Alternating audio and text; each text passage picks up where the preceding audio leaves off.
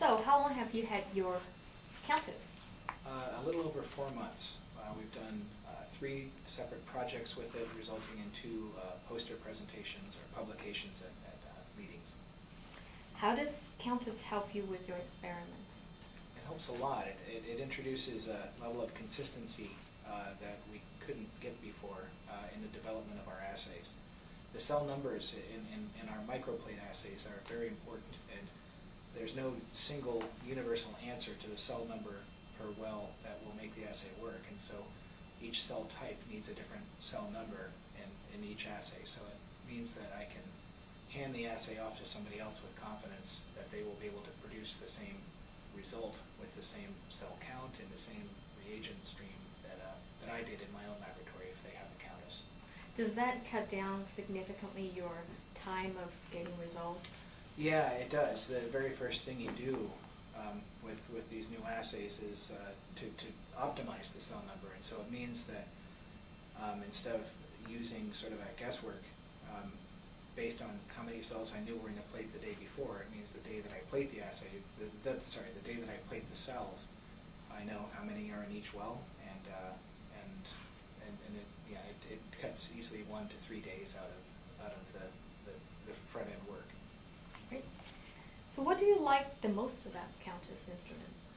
Its consistency, the fact that I can take a cell count with it and 5 other people can take cell counts with it and we'll all get the same answers. Ease of use is another big factor. We trained an undergraduate intern to use the instrument this summer, and she was able to produce results just by following instructions without any, without guesswork. So now you had Countess. Can you remember what you did before? Yeah, without Countess?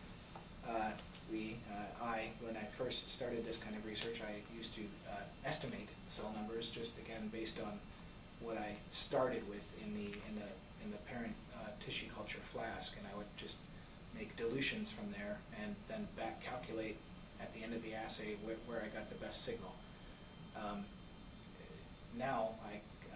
So then I evolved a little bit. I used the hemocytometer, and that introduced a new level of variability where I thought I knew how many cells were in each well, but then somebody else would take a cell count and they'd get a different number. That number varied anywhere from 20 to 50%. Astonishing, actually. So that's how I've done it in the past, and that works great if I'm the only one doing the assays, but then when I want to hand it off to somebody else, see it reproduced identically, then the cell number question comes back up. So in truth, I've always sort of guessed at the cell numbers before I had the Countess. Now, because hemocytometer is not very accurate, did you ever skip using it and just completely guess? Yes, I would. Once I'm very comfortable with my assay, and I know what to expect of it, and I know the cell numbers are in the ballpark, then I would guess. But in truth, it's nice to have a number to write down in your lab notebook. Just so you can. Again, the main thing is that no single in assay development for microplate high throughput screening research, no single number will apply to all cell types. Some cells are small and you need large numbers, and some cells are large and you need smaller numbers. It's simply a matter of the size of the cells and the amount of real estate in the bottom of each well. So you really do need to optimize the cell number for each assay and each cell type, and even the conditions, how many washes you do. Did you lose cells during your wash? Things like that. Okay, that's great. Cool. Stop there. All right. So Dan, how long have you had Countess? We got our instrument about 4 months ago. We have used it for 3 separate projects and produced two poster publications for presentations at meetings. Great. So how does Countess help you with your experiments? It helps a lot in the front-end assay development part of our research, where you need to optimize the cell numbers that go into the microplates for high-throughput screening assays. Okay, what do you like the most about Countess? Just the fact that it introduces, or rather it reduces the variability. You get a consistency, and there's also ease of use that with the instrument that means that everybody who picks up the assay that I package will get the same answer if they put the same cell numbers into the wells. Okay. So does that cut down your time significantly? It does. It takes, 2 or 3 days off of the early part of the research, where the first thing you need to do is optimize the cell number for the assay and the cell type and the microplate that you're using, if it's 96 well or 384 well.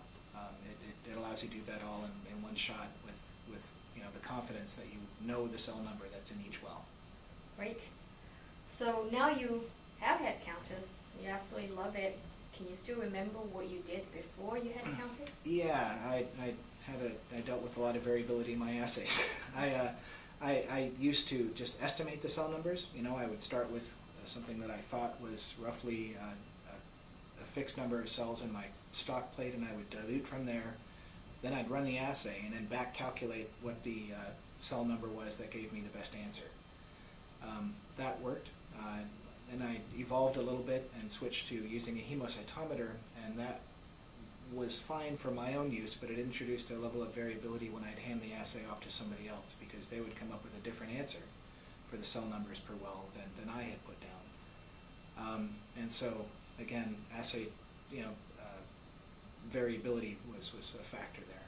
So because of this variation, did you skip using hemocytometer altogether? I would.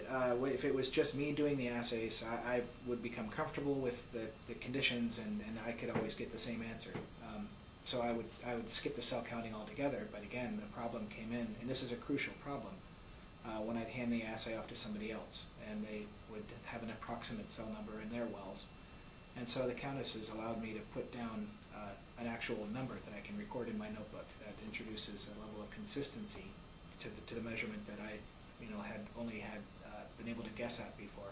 And we quantitate that in one of our posters. We actually show when you use the Countess to fix the cell numbers in each well and then look at the signal windows, you can nail the signal for that cell type in this assay, and then reproduce it again and again. The cell number matters quite a bit for these microplate assays. Okay, great. All right.